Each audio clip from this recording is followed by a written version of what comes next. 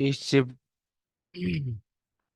इस चैप्टर से 10 मार्क्स का एक क्वेश्चन आता है। और ईयर का अगर सारा सवाल कर लिया जाए तो ये इस चैप्टर से क्वेश्चन फंस जाता है।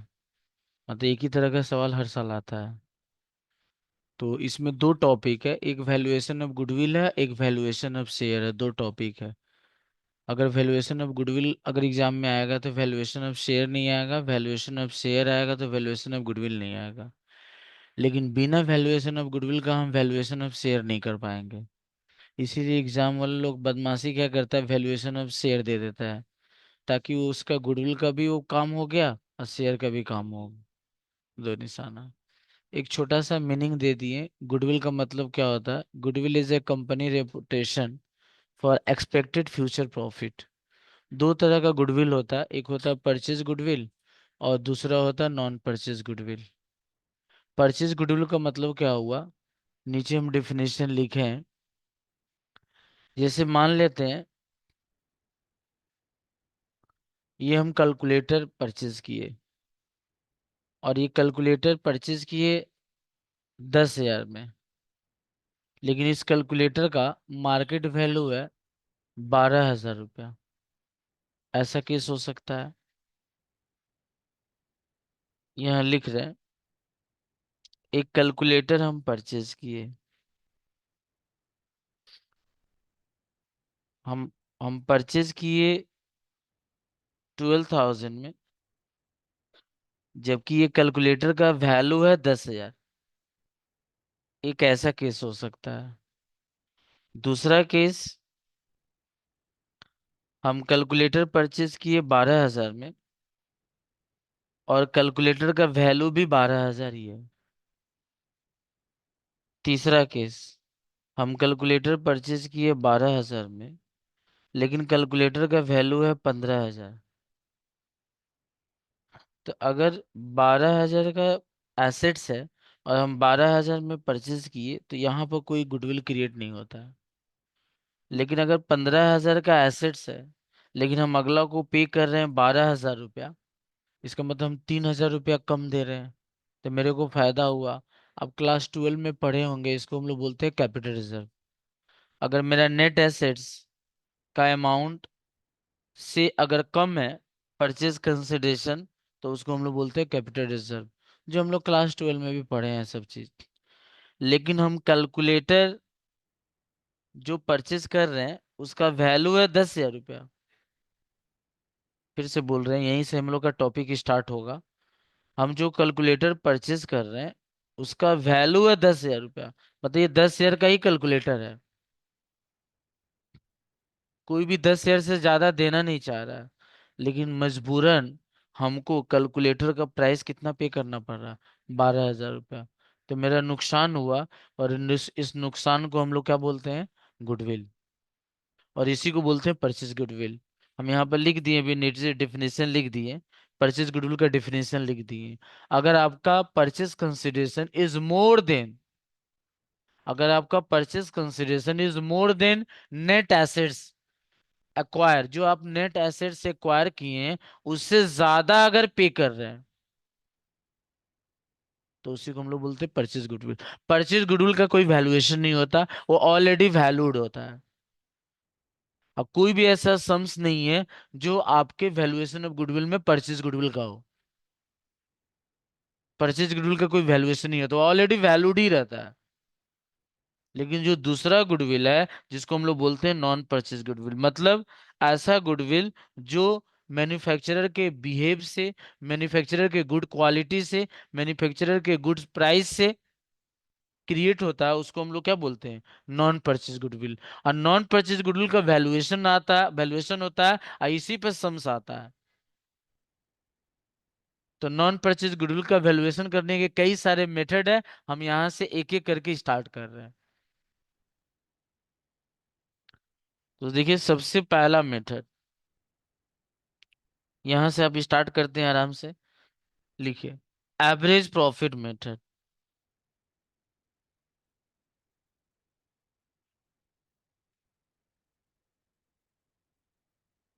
पहला हम बोले एवरेज प्रॉफिट मेथड।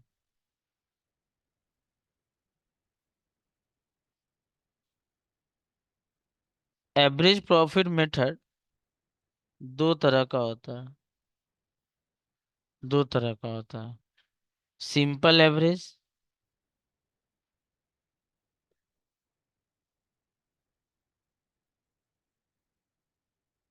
और दूसरा weighted average.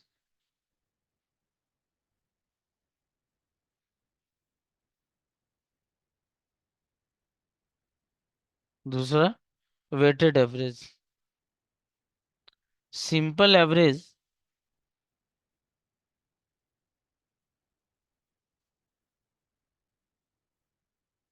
Simple average method से अगर हम गुडविल निकालते हैं तो बहुत हम लोग प्राय लोग जानते हैं क्या होता है कृति फॉर्मूला। एवरेज प्रॉफिट मेथड से अगर गुडविल निकालते हैं तो क्या होता है फॉर्मूला। मैंने फॉर्मूला क्या होता है। पागल। टोटल गुडविल गुडविल ही तो निकालना है तो टोटल गुडविल क्या कर रही है पागल। ये अभी हम लोग थर्ड सेम में पढ़े होंगे पार्टनरशिप में। पार्टनरशिप पढ़ी थी। अकाउंट्स का किताब था एक। उसमें होगा 12 क्लास में था। चलो ठीक है। एप हाँ देखो बच्चा पढ़ता नहीं है बता दिया। Average profit into number of year purchase.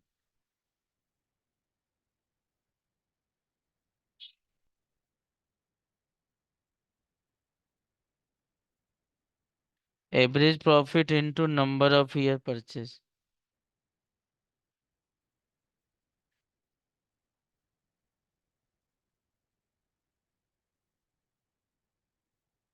अब तुम बोल सकती जो तुम बोल रही थी उल्टा पुल्टा बोल रही थी। अब कई साल का प्रॉफिट रहता है उसको जोड़कर आज जितना साल का प्रॉफिट है उससे डिवाइड कर दीजिए तो आपका एवरेज आ गया। और नंबर ऑफ ईयर परचेज तो क्वेश्चन में दिया ही रहता है। आप उससे मल्टीप्लाई कर दीजिए तो आपका क्या निकल जाएगा गुडविल। लेकिन जानती हो सवाल इतना सिंपल नहीं रहेगा। तुमको प्रॉफिट करेक्ट करना पड़ेगा। प्रॉफिट उल्टा पुल्टा दिया रहेगा। जैसे किसी साल में मान लो तुम प्रॉफिट दिया हुआ लेकिन उस साल में कोई मशीन है तुम गलती से पीएल अकाउंट में लिख दी हो। उसके ऊपर डिप्रेशन चार्ज कर दी हो। तो कुछ थोड़ा सा करेक्शन रहेगा। हम एक छोटा सा परफॉर्मा तुमको दे देते हैं कि हाउ कैलकुलेट एवरेज प्रॉफिट। मतलब हाउ कैलकुलेट करेक्ट प्रॉफिट हम दे देते हैं फिर तो एवरेज तो तुम लोग कर ही लोगे। लिखो। Calculate correct profit.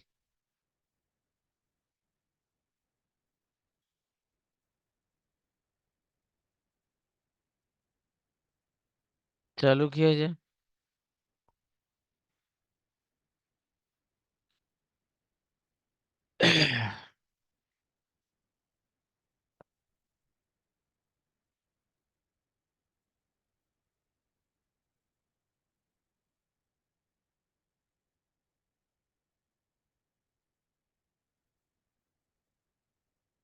लिखो profit before tax.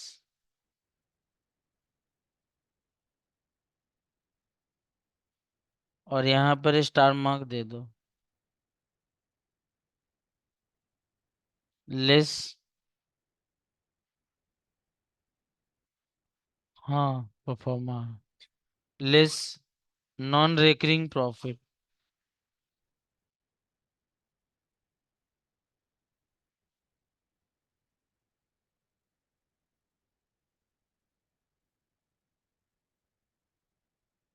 Less non recurring profit. Recurring मने जो बार बार होता है और नॉन रेकरिंग मने जो कभी कभी होता है। जैसे profit on sale of building profit and sale of machine. अगर तुम पीएल अकाउंट में लिखी हो लिखना चाहिए लेकिन for the purpose of goodwill अगर गुडविल निकालते वक्त अगर तुमको लग रहा है कि कोई प्रॉफिट ऑन इन्वेस्टमेंट है प्रॉफिट ऑन फर्नीचर है प्रॉफिट ऑन मशीन है जो पीएल अकाउंट के क्रेडिट में लिखा गया है हटा दोगी। तो देखो लिख दिए लेस। उसी को बोलते हैं नॉन रेकरिंग प्रॉफिट। लेकिन जो बिजनेस जिस चीज का तुम बिजनेस कर रही हो उसको बेच रही हो उसमें प्रॉफिट हो रहा है उसको बोलते हैं रेकरिंग प्रॉफिट। तो वो आएगा।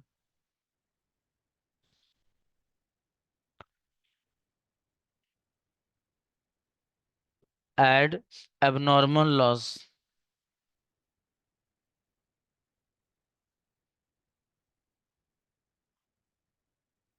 Abnormal loss.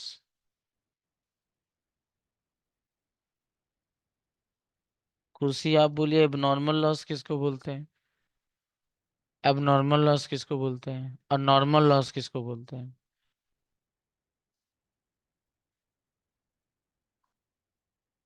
हाँ,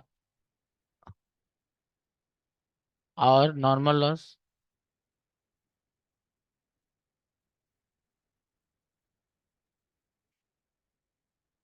देखो, नॉर्मल लॉस का मतलब होता है ऐसा लॉस जिसको तुम रोक नहीं सकते हो, होगा ही होगा। इवोपरेट, लीकेज, वो होगा ही होगा। आपके घर में गैस है, सिलेंडर में भी देखोगे, सिलेंडर के ऊपर जो लगा रहता है उसमें एक माइनर होल होता है, जो आपका गैस हमेशा लीकेज होता रहता है, बहुत माइनर मात्रा में होता है। आप गैस ऑन करती हो, लाइटर ऑन करती हो, उसके पहले जो वेपर होता है वो नॉर्मल लॉस होगा ही होगा। लेकिन अब नॉर्मल लॉस का मतलब ऐसा लॉस जो तुम्हारे लापरवाही के कारण होता है, तुम्हारे बदमाशी के कारण होता है। तो अगर कोई अब नॉर्मल लॉस है, तुम उसको दिखाए हो बुक में, उसको हटाओ। क्योंकि तुम बुक में दिखाए हो तो तुम्हारा प्रॉफिट क्या हो चुका है? घट चुका है। तो गुडविल निकालते वक्त कोई भी अब नॉर्मल लॉस बुक में नहीं रहना चाहिए, आप उसको हटाओ। जैसे हटाओगे आपका प्रॉफिट क्या होगा? बढ़ जाएगा।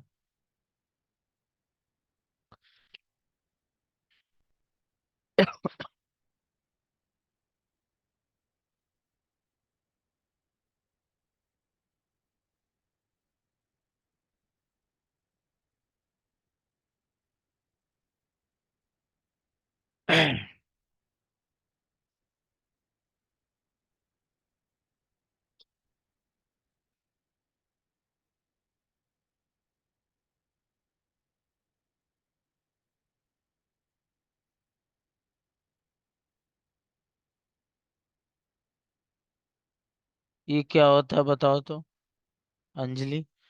ये वाला फर्दर एक्सपेंसेस। फर्दर मैंने मालूम ही है आपको, एडिशनल एक्सपेंस होता है, दोबारा आप कोई खर्च कर रहे हैं। लेकिन ये एक्सपेंसेस ऐसा है जो फ्यूचर के लिए होगा, फ्यूचर के लिए। कोई ऐसा एक्सपेंस जो फ्यूचर के लिए आप कर रहे हैं, अभी के लिए नहीं। जैसे provision for bad debt, provision for discount and debtor, आप इसको हटाओ। कोई फ्यूचर में प्रोबेबल, कोई फ्यूचर में होने वाला एक्सपेंस, कोई फ्यूचर में होने वाला लॉस अभी आप करंट ईयर के पीएल अकाउंट में दिखाइए, तो उसको आपको हटाना होगा।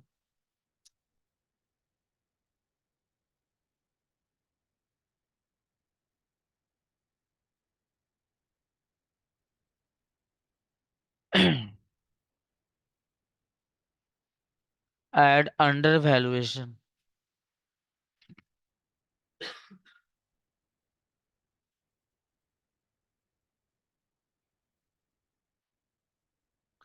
Under valuation of closing stock.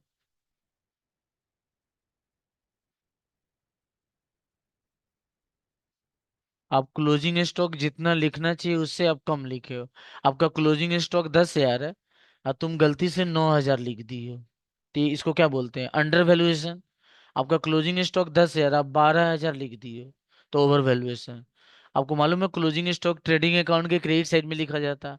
अब फिफ्थ भी है ये, हम लोग का फिफ्थ सेमेस्टर में जो फाइनल अकाउंट है वो नया वाला है, इसका बात छोड़ दो। लेकिन आप 11 क्लास में याद करो, बीकॉम फर्स्ट सेमेस्टर में याद करो, हम लोग का क्लोजिंग स्टॉक क्रेडिट साइड में लिखा जाता है। और क्रेडिट साइड को हम लोग बेसिकली इनकम बोलते हैं। तो अगर तुम क्रेडिट साइड में क्लोजिंग स्टॉक ज्यादा दिखा दोगे तो आपका प्रॉफिट क्या हो जाएगा? बढ़ जाएगा। इनकम बढ़ा मैंने, प्रॉफिट भी बढ़ जाएगा। तो आप क्लोजिंग स्टॉक ज्यादा दिखा दिए तो प्रॉफिट आपका क्या हो गया? उतना से ज्यादा हो गया, कम करना होगा। लेकिन अंडर वैल्यूएशन, आप क्लोजिंग स्टॉक कम दिखाए हो तो आपका प्रॉफिट भी कम हो गया। प्रॉफिट कम हो गया तो प्रॉफिट को क्या करना होगा? बढ़ाना होगा। ठीक इसका उल्टा भी लिख लो, लेस ओवर वैल्यूएशन।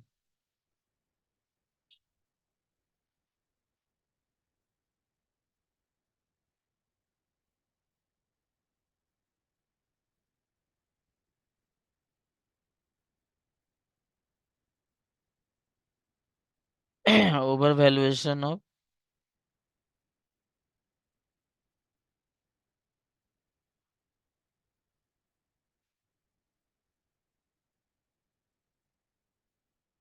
लेस, फिर less under valuation of opening stock.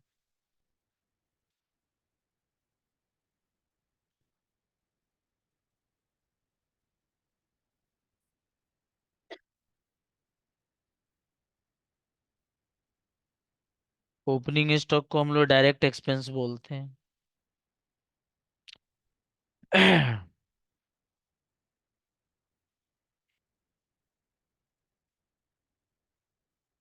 Opening stock को हम लोग डायरेक्ट एक्सपेंस बोलते हैं।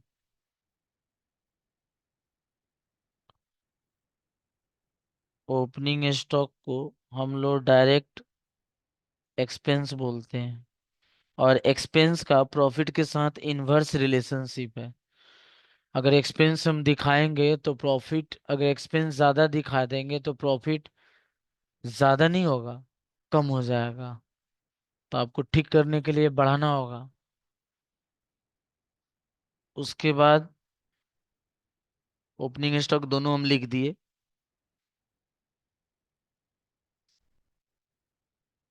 कैपिटल एक्सपेंडिचर, एक तो कोई एग्जांपल देगा कैपिटल एक्सपेंडिचर का? कैपिटल एक्सपेंडिचर का कोई एग्जांपल देगा? कैपिटल एक्सपेंडिचर का कोई एग्जांपल नहीं देगा।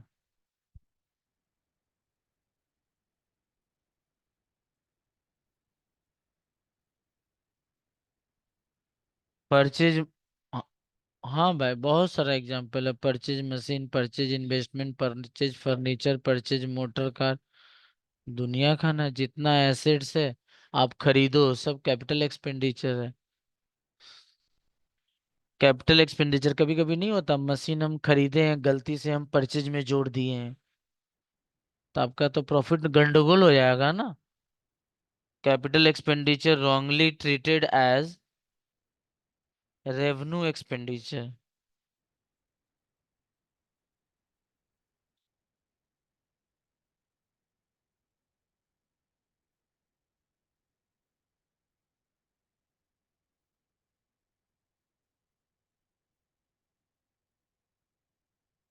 Less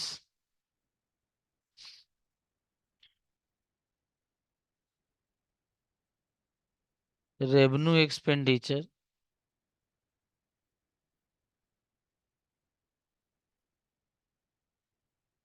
wrongly capitalize. ये समझ में आया आप लोग को?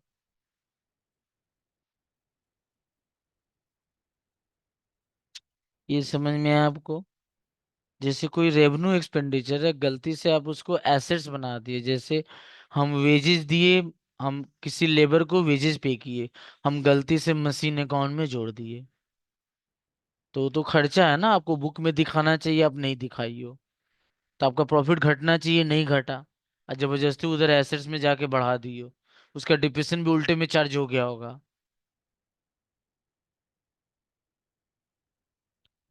Less provision for tax.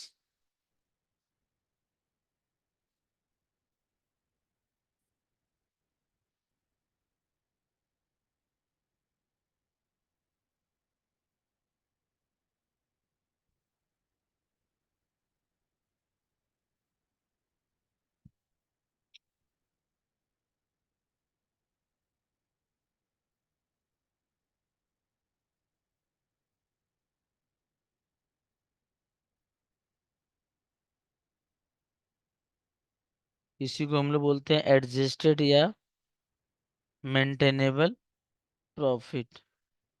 Double line से बंद कर दीजिए। हम्म।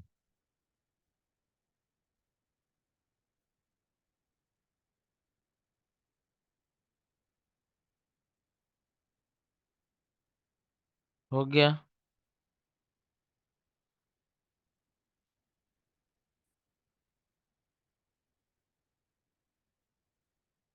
हो गया बाबू।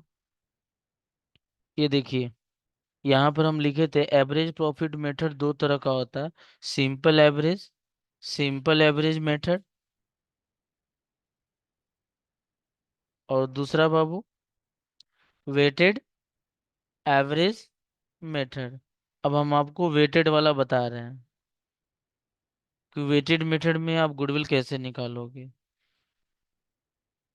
तो यहाँ लिखो वेटेड एवरेज।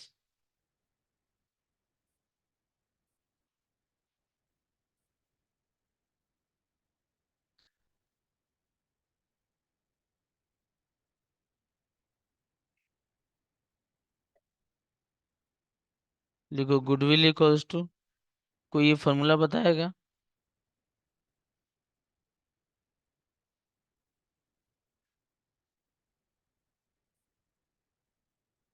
कोई नहीं बता पाएगा।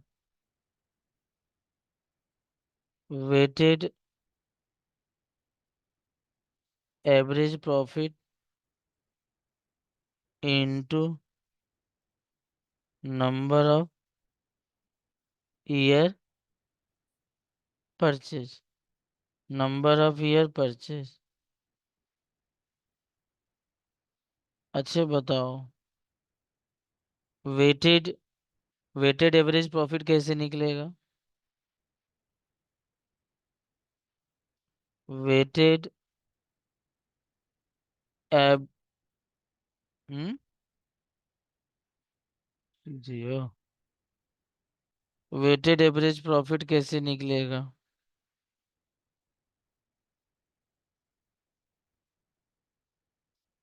Profit during the year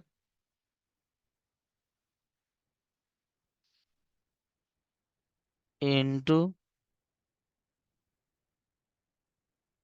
into weight divided by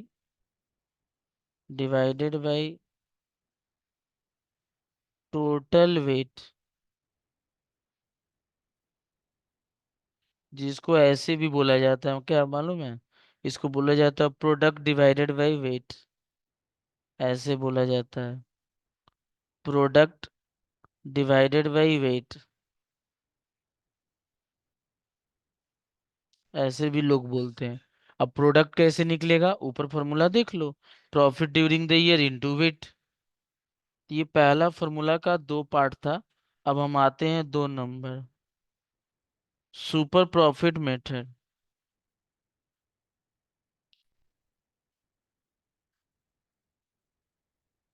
super profit method, दूसरा मेथड हुआ super profit method. To calculate goodwill,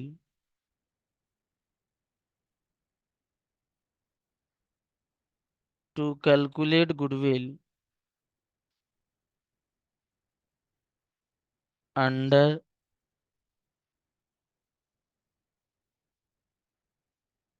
under super profit method, following step should be follow, following step should following step should be follow. अगर आप super profit method से goodwill निकालते हैं तो कुछ step होता है, उस स्टेप को आपको फॉलो करना होगा। स्टेप नंबर 1, कैलकुलेट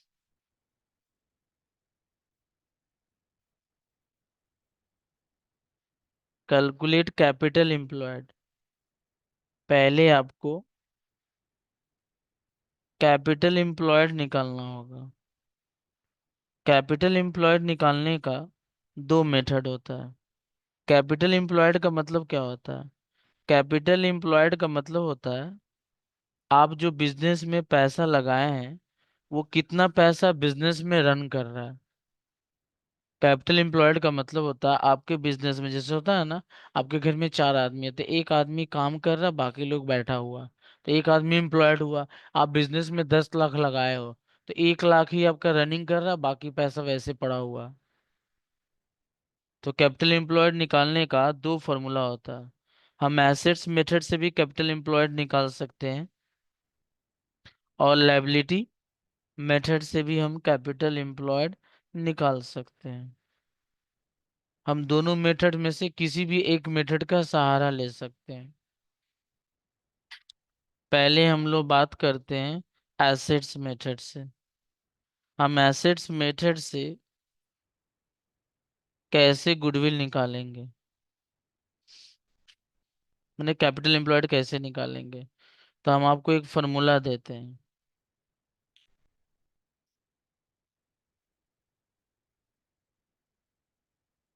कैपिटल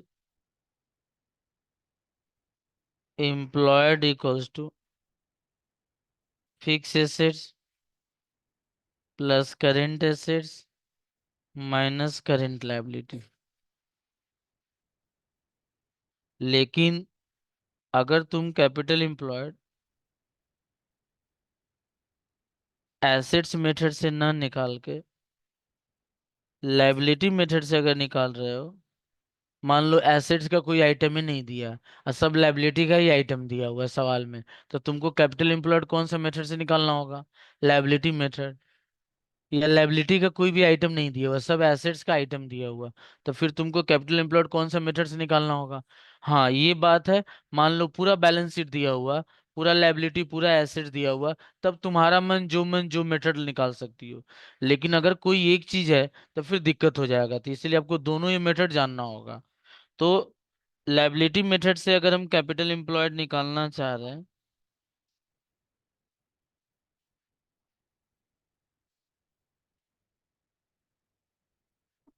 तो इसका फॉर्मूला होता है share capital plus reserve and surplus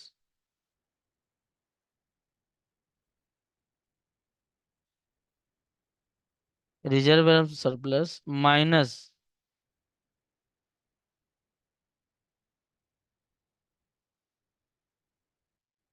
फिक्सिटियस assets plus loan capital. Fix assets plus reserve and surplus minus fictitious assets plus loan capital. ये हम लोग का पहला स्टेप हुआ कैपिटल एम्प्लॉयड निकालने का। पहले अगर हम लोग capital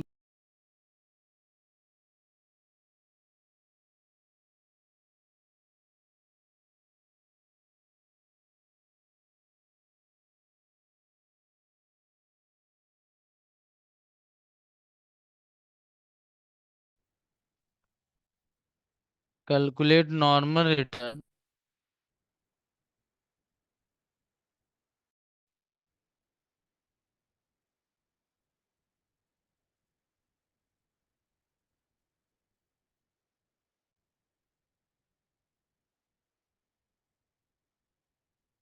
calculate normal return,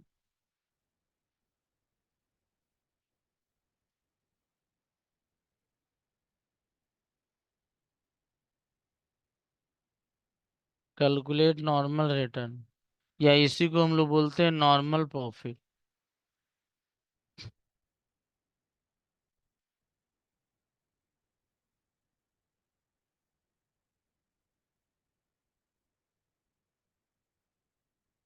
calculate normal return,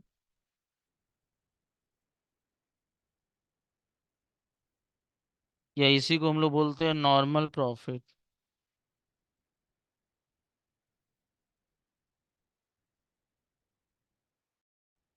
इसका फॉर्मूला होता है नॉर्मल रिटर्न का,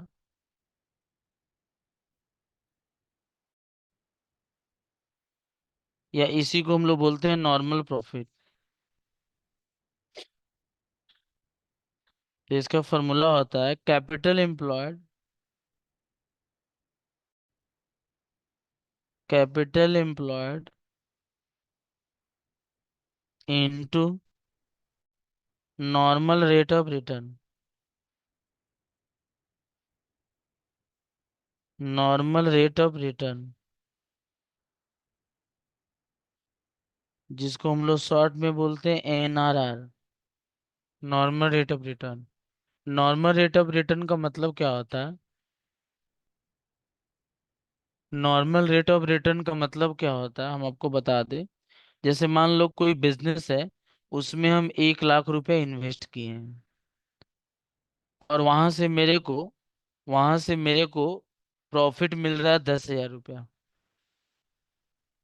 तो आपसे कोई पूछेगा बताओ तो नॉर्मल रेट ऑफ रिटर्न कितना हुआ? तो नॉर्मल रेट ऑफ रिटर्न का मतलब जो आपको रिटर्न मिल रहा है, जो आपको इन्वेस्टमेंट करने से उसका परसेंटेज निकाल दो। तो आपको रिटर्न कितना मिल रहा है? 10,000 रुपया। आप इन्वेस्ट कितना किए हैं? 1 लाख रुपया। तो इंटू 100 कर दो, तो ये कितना आ गया? 10% आ गया। तो आपको घबराना नहीं है। नॉर्मल रेट ऑफ रिटर्न दिया रहता है 10%, 5% दिया रहता है। आपको उतना टेंशन नहीं लेना है। कैपिटल एम्प्लॉयड तो आप निकाल ही चुके हैं, लेकिन कोई ऐसा सवाल नहीं रहेगा जिसमें कैपिटल एम्प्लॉयड दिया रहेगा निकाल कर, आपको खुद निकालना पड़ेगा। 2 स्टेप।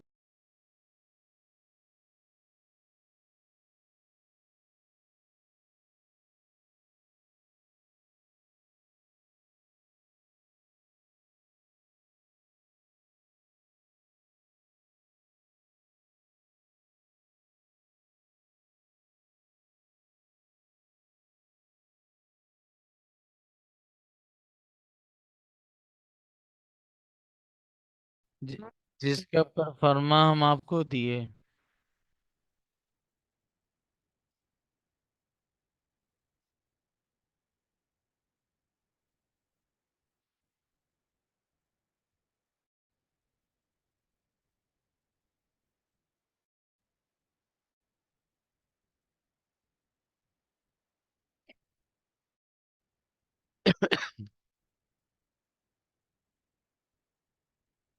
वो जो परफॉर्मा हम दिए थे ना, उसी से आपको कैलकुलेट करना होगा।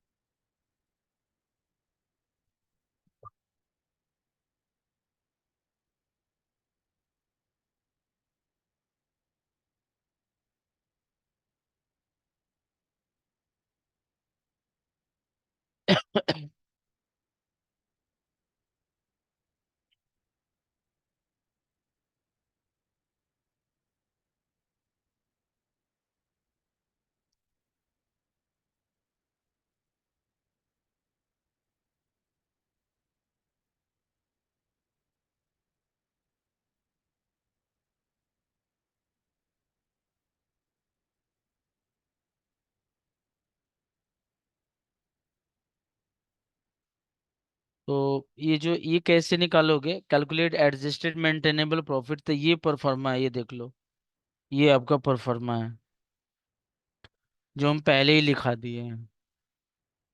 ठीक है, ये परफॉर्मा है, इससे आपको मेंटेन करना होगा। चलो आगे बढ़ते हैं, step 4, 4 number step. Calculate super profit.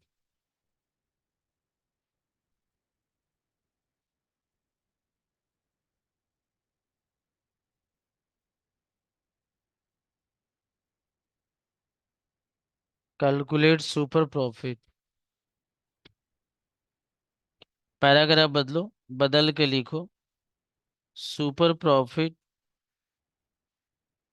Equals to maintainable profit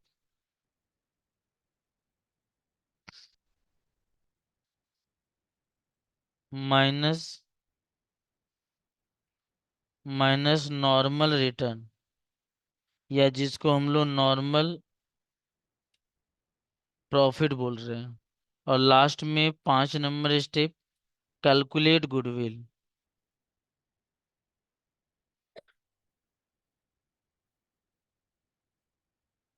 और जिसका फॉर्मूला होगा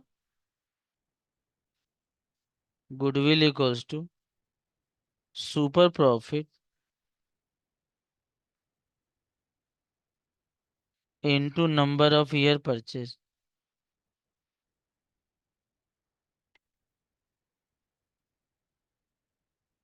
number of year purchase.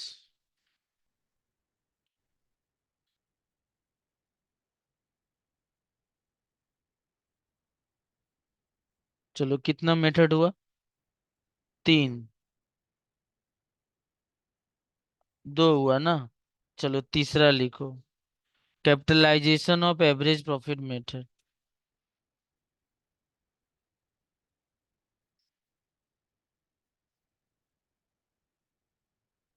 Capitalisation of average profit method.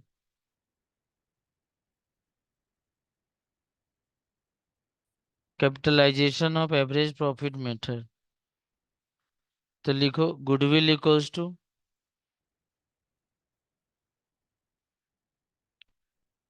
Goodwill equals to total value of the firm,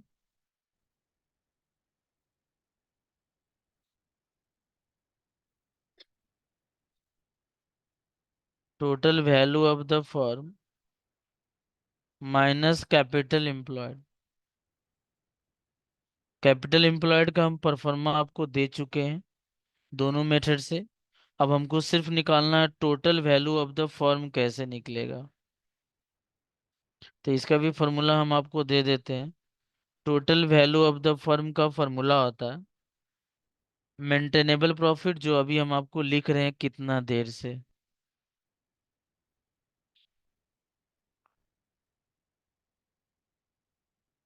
divided by normal rate of return, NRR। 4 number, capitalization of super profit method.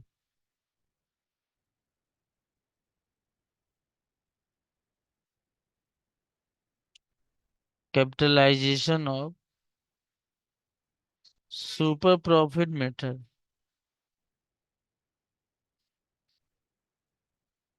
Capitalization of super profit method.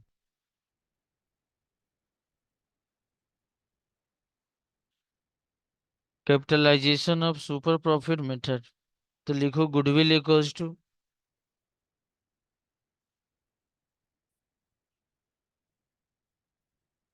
Goodwill equals to super profit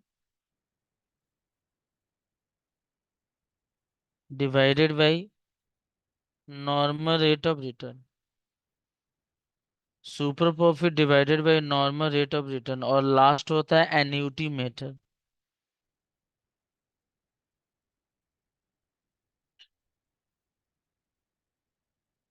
तो सबसे ज्यादा झमेला है दो चीज में, आपको correct profit निकालना, ये आपके लिए बड़ी परेशानी वाला बात है। और दूसरा, आपको सुपर प्रॉफिट का स्टेप वो आपके लिए थोड़ा सा परेशानी है। तो goodwill equals to super profit into value of an annuity. Super profit into value of an annuity.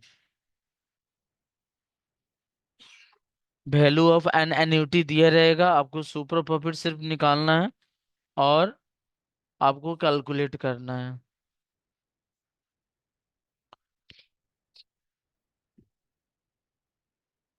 हो गया?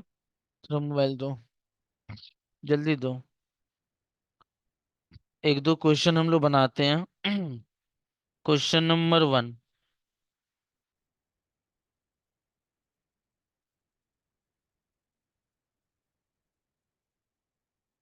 पहला वाला बहुत इजी दे रहे हैं। बच्चा वाला, तुम्हारा भी वही problem.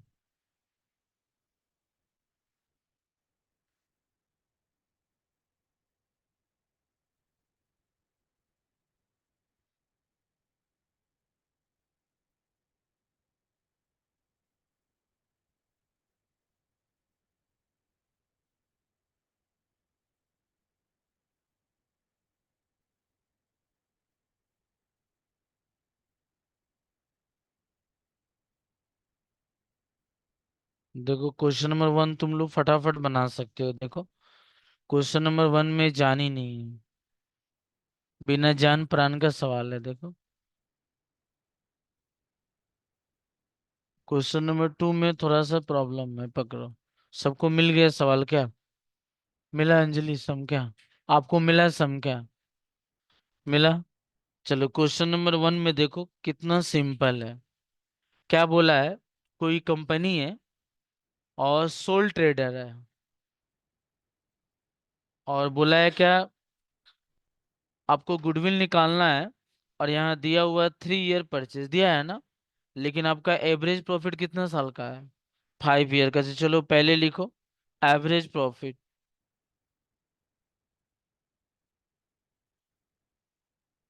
Average profit, average profit लिख रहे हैं भाई। 40 ईयर,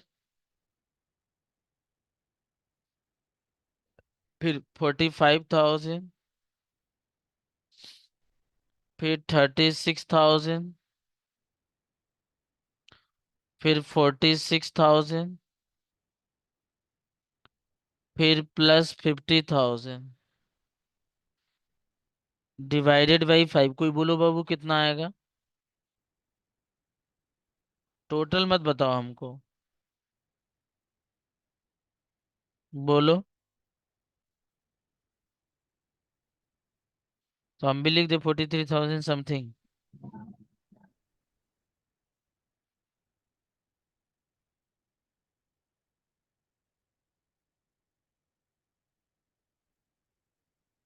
कितना आया? एवरेज प्रॉफिट कितना आया? 43,400। यहाँ फॉर्मूला में बैठा दो। नंबर ऑफ ईयर परचेज अभी तुमको बोले 3 दिया हुआ है, मल्टीप्लाई करो। सर वन कितना? लैख 30,200। 200। 1,30,200। स्क्रीन दिखाई दे रहा तो। हाँ सर दिख रहा है, बीच में थोड़ा प्रॉब्लम हो गया था। चलो क्वेश्चन नंबर 2 देखो। क्वेश्चन नंबर 2, लेकिन क्वेश्चन नंबर 2 में हम क्या करेंगे जानते हो? पहले हम प्रॉफिट को करेक्ट करते हैं। क्वेश्चन नंबर 2,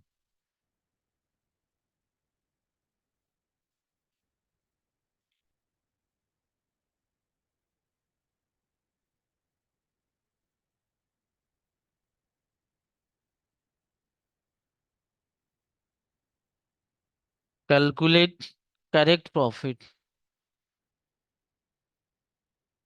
देखो तो प्रॉफिट कितना साल का दिया हुआ है, बता सकते हो? कौन कौन साल?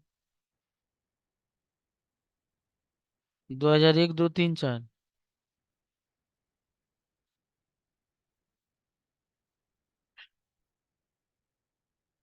और यहाँ लिखो पर्टिकुलर।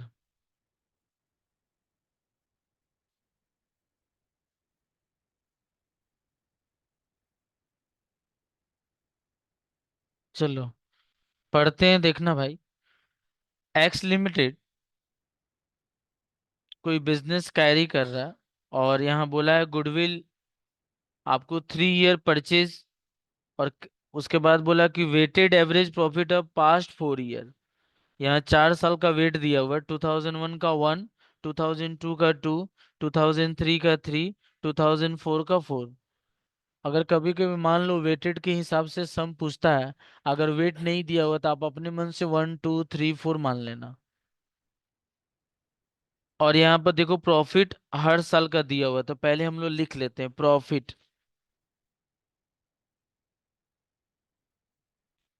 और यहाँ ब्रैकेट में लिख दो गिवन। हमको निकालना नहीं है, प्रॉफिट दिया हुआ बस हम लिख दे रहे हैं। बस ये प्रॉफिट गलत है, इसीलिए हम इसको रेक्टिफाई कर रहे हैं।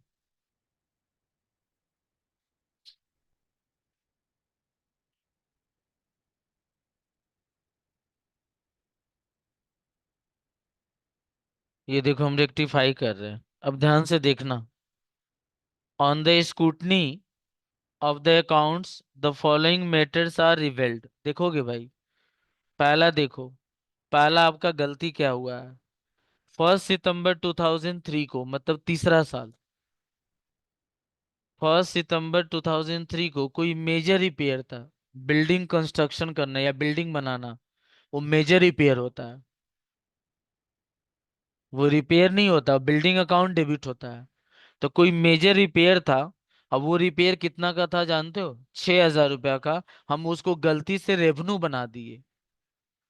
उसको गलती से हम रेवेन्यू बना दिए, देखो यहाँ पर परफॉर्मा में देख लो यहाँ पर। देखो तो कौन सा एडजस्टमेंट है बताओ तो। कि capital expenditure wrongly treated as revenue expenditure. क्या ऐड है कि लेस है? ऐड है। दूसरा बात, आप इसको रेवेन्यू बना दिए तो आप इसके ऊपर तो डिप्रेशन चार्ज किए नहीं होंगे। तो अभी हम डिप्रेशन चार्ज करेंगे कि छोड़ देंगे? करेंगे। 2003 में भी डिप्रेशन चार्ज होगा और 2004 में भी डिप्रेशन चार्ज होगा। क्योंकि जब आप उसको एसेट्स नहीं बनाए तो ना तो 2003 में डिप्रेशन आप चार्ज किए, और ना ही 2004 में आप डिप्रेशन चार्ज किए होंगे, और 2005 में भी नहीं किए होंगे। लेकिन हमारा डाटा तो 2004 तक का ही है। हम 2005 में तो जा नहीं सकते हैं। तो पहले आप इसको क्या करिएगा, ऐड करिएगा। क्या बोल के ऐड करिएगा? Capital expenditure wrongly treated as revenue expenditure.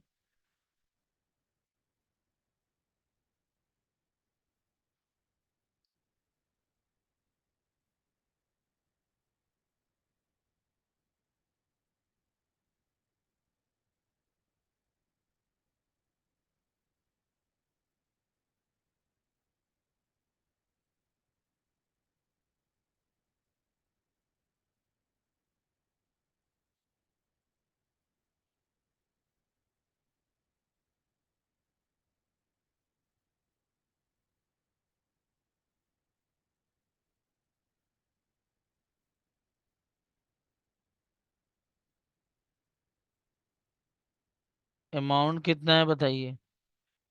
कौन सा साल में लिखेंगे बताइए? हाँ तो 2003 में ही लिखिएगा आप लोग।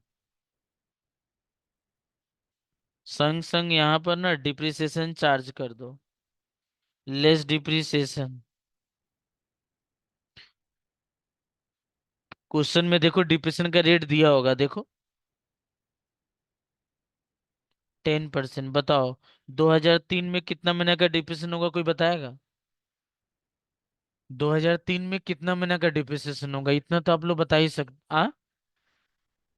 1 सितंबर है ना, तो सितंबर अक्टूबर नवंबर दिसंबर। अगर मेरा खाता मार्च तक रहता तो और भी हम जनवरी फरवरी मार्च चले जाते।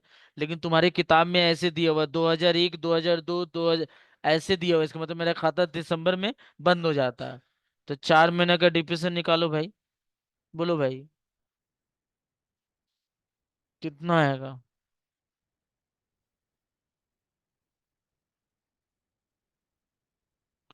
200। तो आप लिखो इसी के सामने 200।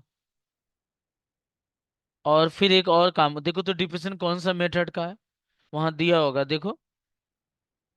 कौन सा मेथड? Reducing balance method. तो फिर हम फिर डिप्रेशन चार्ज करते हैं। तो अब देखो, तो अब जो डिप्रेशन चार्ज होगा ना, तो 2003 में जो डिप्रेशन चार्ज हो गया है उसको माइनस, रिड्यूसिंग बैलेंस मेथड का मतलब क्या होता है, डिप्रिसिएशन घटाने के बाद जो वैल्यू आएगा उसके ऊपर डिप्रिसिएशन चार्ज करेंगे। तो हम 2004 में जो डिप्रिसिएशन चार्ज करेंगे वो 5800 के ऊपर, लेकिन अगर स्ट्रेट लाइन मेथड रहता तो 2004 में भी जो डिप्रिसिएशन चार्ज करते वो 6000 के ऊपर ही करते। तो ये देखो हम माइनस कर दिए, अब इसका 10% पूरे साल भर का कितना, 50,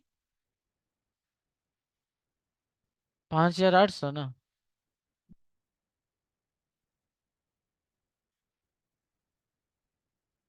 यही तो, 580 ना। अब देखो ये इतना काम कंप्लीट हो गया। अब आगे बढ़ते हैं, 2 नंबर एडजस्टमेंट देखो क्या बोला है। क्या बोला, क्लोजिंग स्टॉक ओवर वैल्यू। अब क्लोजिंग स्टॉक ज्यादा दिखा दियो, प्रॉफिट आपका ज्यादा हो चुका है, कम करो। अगर दिमाग अगर नहीं काम करे तो वहां परफॉर्मेंस देख लेना कि ओवर वैल्यूएशन को हम क्या किए, ऐड की लेस।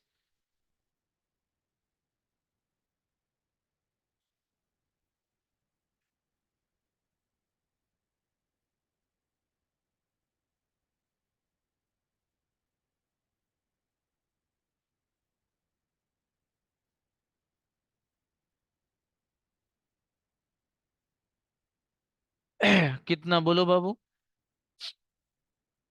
किस साल में, 2002, 2000,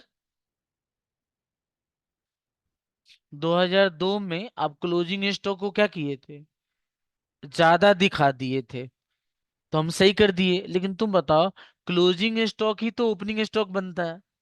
अगर 2002 का ये क्लोजिंग स्टॉक है जिसको तुमने ज्यादा लिख दिया, तो यही 2003 में ओपनिंग स्टॉक मिला होगा, और ओपनिंग स्टॉक भी तुम ज्यादा लिख दिए, और ओपनिंग स्टॉक एक्सपेंस है, और तुम एक्सपेंस ज्यादा दिखा दिए, तो प्रॉफिट ज्यादा नहीं हो गया, प्रॉफिट कम हो गया। तो अभी प्रॉफिट को क्या करेंगे, बढ़ाएंगे। इतना दिमाग नहीं कम करेगा तो परफॉर्मा में जाकर देख लेना, ओपनिंग स्टॉक ओवर वैल्यूड को वहां हम क्या लिखा है,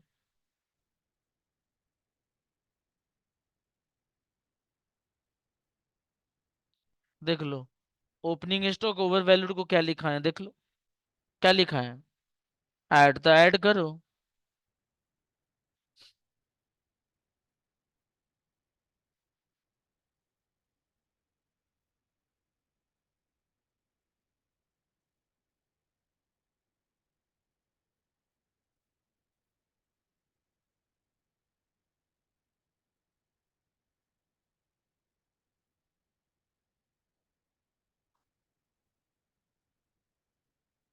2400, भाई ये लेस होगा, ये ऐड होगा। आगे देखो, लास्ट वाला एडजस्टमेंट देखो, लास्ट एडजस्टमेंट देखो भाई, लास्ट एडजस्टमेंट क्या बोला है, to cover the, to cover management cost is an annual charge 4800 should be made for the purpose of goodwill valuation. भाई मैनेजमेंट का खर्चा, ये तो आपका रेवेन्यू एक्सपेंडिचर है ना, तो आपका मैनेजमेंट कॉस्ट है कितना, 4800, और गुडविल कैलकुलेशन के लिए इसको बुक में दिखाना है। तो बताओ, तो अगर मैनेजमेंट कॉस्ट को अगर हम बुक में दिखाएंगे तो मेरा प्रॉफिट बढ़ना चाहिए, घटना चाहिए, घटना चाहिए। अरे बाबा, सैलरी अगर हम बुक में दिखाएंगे तो प्रॉफिट बढ़ेगा ही घटेगा, घटेगा। वेजेज अगर हम बुक में दिखाएंगे तो प्रॉफिट बढ़ेगा ही घटेगा, घटेगा, सिंपल सी बात है। तो लिखो लेस मैनेजमेंट कॉस्ट,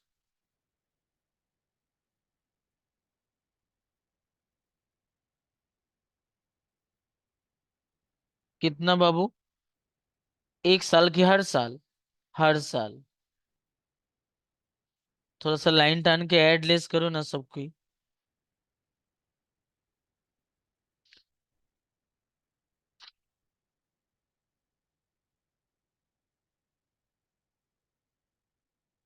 और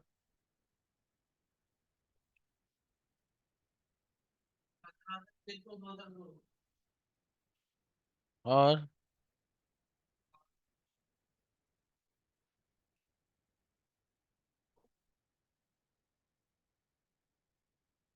20 हो गया।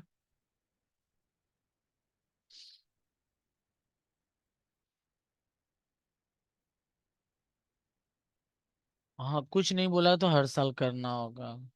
अगर बोला रहता 2002 2003 तो फिर हम कर दे, हाँ कर।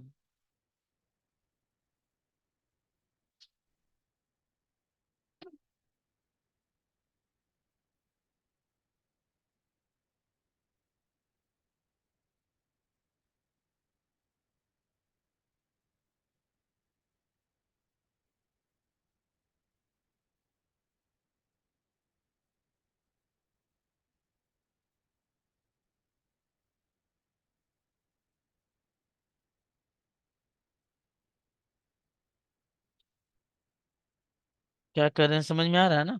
बिना प्रोडक्ट का तो बनेगा नहीं ना।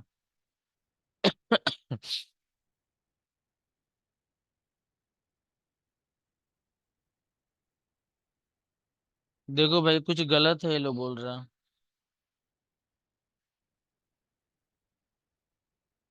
ये वाला क्या?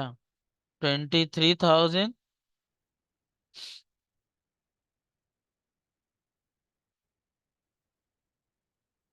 और कोई गलत है देख लो।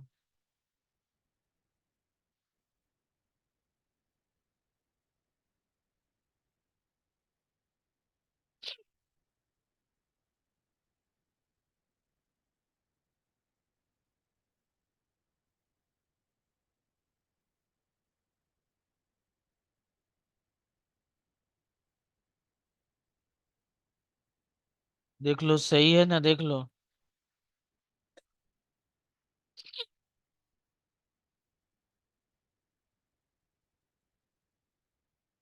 प्रोडक्ट कितना है जोड़ के?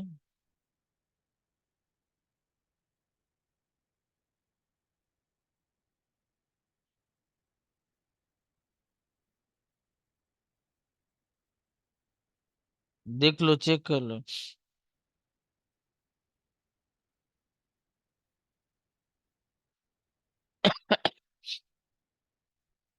फॉर्मूला क्या होगा? प्रोडक्ट डिवाइडेड बाई, तो डिवाइड कर दो। अब फॉर्मूला लगा दो गुडविल का।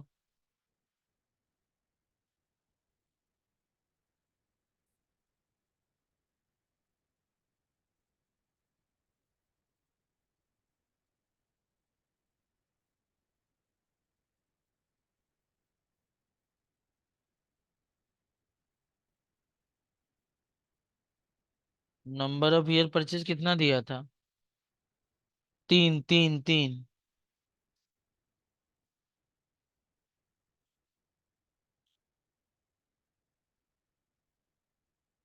देखो तो सही है।